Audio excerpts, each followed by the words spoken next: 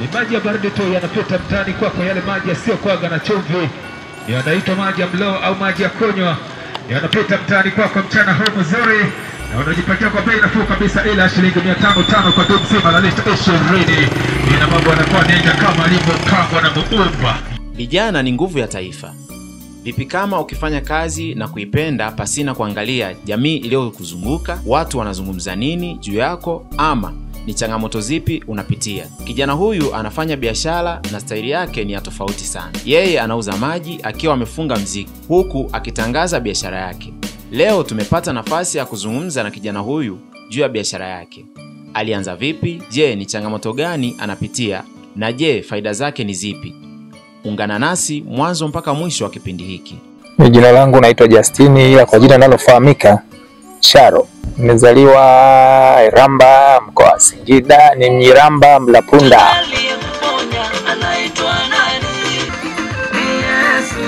Mimi naendelea kwa sababu niliona kuna faida na pia ndio inanifanya naishi, natunza wadogo zangu, natunza wazazi wangu kupitia hii kazi. Kwa hiyo hii ni ajira na ndio nafanya kwa sababu naipenda na pia ina faida. Yanaitwa maji ya mlo au maji ya kunywa. Yanapita mtaani kwako mchana huu. Na unajipatia kwa bei simple tu ya shilingi 500, yani kwa dumu zima la lita 20. Ina mambo yanakuwa yanaenda kama alivyopangwa. Tangali ya kuponya anaitwa nani? Wanashangaa Mungu wako jina lake nani? Wanashangali ya kuinua Yesu, Yesu, Yesu. Najua watoto kwa kifupi wanapenda muziki. Kwa hiyo ukipita na muziki wanafurahi, wanashangilia. Kwa hiyo sasa ile unapokuwa unapeana 5 ni kama vile kusalimiana tu. Haina haja kumletea shida kwa sababu hata wenyewe wanafurahi kuona matangazo ya biashara na wanapata huduma kwa njia rahisi zaidi. Hata kama mtu yuko ndani, maji yanapita nje, anaweza kumtuma mtu haya mwambie aje, analeta na mhudumia. Kwa hiyo sana wanafurahi. Kuna watu wengine ambao wana wateja wachache kwa sababu hawana vitendea kazi kama hivyo speaker, wanapita kimya kimya, kwa hiyo wanawapita wateja. Baada ya kupata hela za hii kazi, na maana hii kazi inajizaa yenyewe, inajikuza yenyewe. Nilipopata hela, mega kafungu nikanunua speaker, sababu speaker ni kitendea kazi na unaweza kuwafikia wateja au kuwapata wateja kirahisi wanapokuwa ndani. Kwa sababu mimi mara ya kwanza nilikuwa nagonga hodi kila mlango. Nikienda nyumba ya kupanga nagonga hodi kila mlango. Hodi, nauza maji ya mlo. Sasa inanipa uzito. Ule niliponunua speaker ikawa imenirahisishia kutangaza unapopita barabarani, mtu kama yuko ndani anatoka anasema haya lete.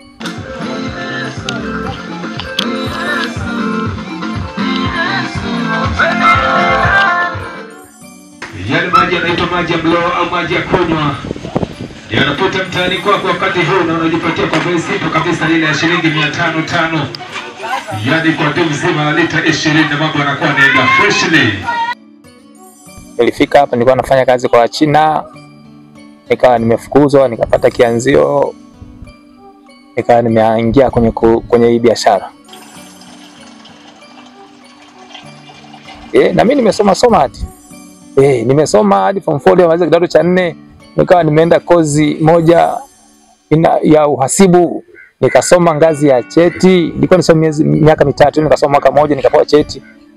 Hela zikaisha, nikaishia hapo. Kwa ndo nikaingia mtaa sasa. Nimeanza mwaka 2017. Na jamaa mmoja, rafiki yangu mmoja ambaye alinipokea kutoka hapa Itigi, alikuwa anaitwa Moses. Huyo mshikaji alikuwa anafanya kazi stand, alikuwa anabeba mizigo, magari yakifika anabeba, alikuwa ana mikokoteni ya kutosha. Kwa alikuwa anabeba mizigo kupitia ile mikokoteni yake. Nilipofukuzwa kazi kwa Wachina, ndio nikawa nipo mtaani, nikawa nasoma ramani na zunguka huko na kule, ndio nikawa nimeenda hadi stand, nikakutana na huyo mshikaji. Akaniambia wewe vipi asisi, hapa kuna fursa nyingi hapa Itigi, unaweza kuuza hata maji. Nikakupa mkokoteni wangu, ukawa unanipa shilingi 2000 kwa siku. Uanze kazi utapata hela. Yule mshikaji akanipa toroli, akaniambia utakuwa unaniletea 2000 kwa siku, mimi nakupa mkokoteni, nakupa madumu, anza kazi. Baada ya kufanya kazi nikapata hela, ile toroli la yule jamaa nikarudisha, nikatengeneza la kwangu. Nikaendelea na kazi. Jamaa niliongea naye ndio nikawa nimemuuliza kwamba sasa hii biashara mbona kama kuna aibu kufanya hii biashara ya kuuza maji. Akasema usione aibu, unajua hapa mimi mwenyewe hapa sijasoma, ila nafanya hii kazi na napata hela, nimejenga na kujenga, naendesha familia yangu. Kwa hiyo nikamwambia kwa sasa dumu moja na wanakuwa wanauza shilingi ngapi kwa hapa Itigi? Akaniambia 500. Nakula sana hapo, ununulia shilingi ngapi? 100. Nikafurahi sasa hapo, nikasema mbona faida ipo? 100 kwa 500, 100 faida kwa dumu moja. Nikasema hii naifanya. Jamaa akanipa mkokoteni, nikaanza kazi.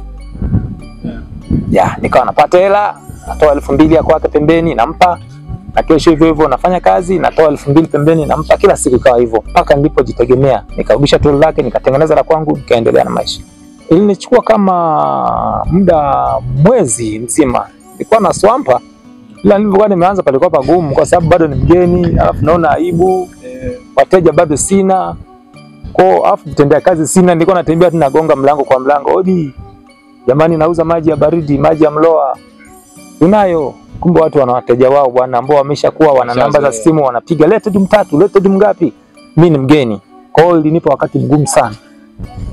Mpaka nilipozoea, yani nilichukua muda mrefu, yani kama mwezi mzima kuanza kutengeneza jina, na ndio nikaanza kupata wateja. Biashara maji inakuwa ngumu zaidi Masika. Sababu kubwa ni mvua inanyesha, wengine wanakinga, kwa wateja wanapungua. Kwenye biashara hii, tuseme changamoto ya biashara hii. Biashara changamoto, yani tuseme changamoto kubwa ya biashara hii ni kule tu tunapoenda kuchota, ile kuvuta ndio inakuwa changamoto kubwa na ndio inakuwa kazi nzito. Lakini ikiwa umeshajaza hamna changamoto nyingine zaidi. Ningepata mdhamini mimi ningeweza kununua guta.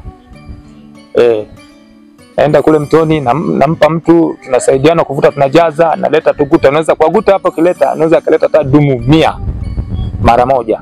Ukaziweka ndio kana sambaza sana mkokoteni kirahisi. Kuna wengine wanatumia kabisa maji ya mvua kunywa au mengine, ila wamezoea Mloa. Kuna wengine tu wanakunywa Mloa tu hata kama mvua imenyesha, na wengine hawakingi tu kabisa. Hana muda, wapo makazini. Kwa wateja hawezi kaisha kabisa. Naweza kuchota hata kama ni raundi 1 au 2. Ni changamoto, lakini kwa sababu kiangazi inakuwa tumeshapata hela, unanunua chakula unaweka ndani na unakuwa una kianzio tayari. Kwa hapa inakuwa uwezi kabisa usiuze kabisa. Unaweza kuuza hata raundi 1, raundi 2 japokuwa ni Masika.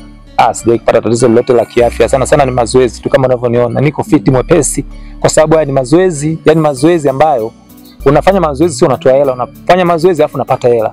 Sijawahi kuona madhara yoyote kwa sababu mimi mwenyewe nakunywa hayo. Sijawahi kuona madhara yoyote. Hata kama ningekuwa na madhara yangeshaonekana kwa wateja, maana haya maji tumeanza kuuza muda mrefu sana na tujiona kama madhara ambayo yanatokea. Tukiangazia vijana haswa, Justini ametoa wito wa fursa ya mtu yoyote kuungana naye katika uuzaji wa maji. Kwa sababu mimi naweza kumtengenezea mkokoteni, nikamkodishia, nikampa na hela ya kwenda kununulia maji, akawa analetea shilingi 2000 kwa siku, nampa mkokoteni wangu. Anitafute, hamna neno, anitafute, aje nyumbani, nimpe mkokoteni, nimpe na madumu, aanze kazi kama anaipenda hii kazi, afanye kazi, jioni analeta 2000 tu. Fursa ziko nyingi hapa Itigi. Hata kama huwezi kuuza maji, unaweza kufanya kazi nyingine. Yani ni wewe tu mwenyewe kubuni kwamba unapenda nini au unataka ufanye nini. Kama unapenda maji, karibu tuje tuuze maji huko mtaani. Tuongeze ubunifu kila mtu kwenye kazi yake. Kila kazi inahitaji ubunifu. Yani utumie akili yako vizuri kubuni kitu. Hiyo biashara ambayo mnafanya na wengine wapo, ila sasa wewe ujaribu kutafuta mbinu nyingine ambayo inaweza hiyo biashara yako itofautisha na wengine ili uweze kuwapata wateja kirahisi, au uboreshe biashara yako. Kila mtu ana biashara yake au na kazi yake, ila sasa na washauri wajasiriamali wenzangu, kila mtu aboreshe biashara yake ndio unaweza kuwapata wateja kwa wingi zaidi. Mimi nawapa big up sana Itigi TV kwa sababu wengi tunaifuatilia. Furaha yetu tufike pamoja. Hongereni sana Itigi TV.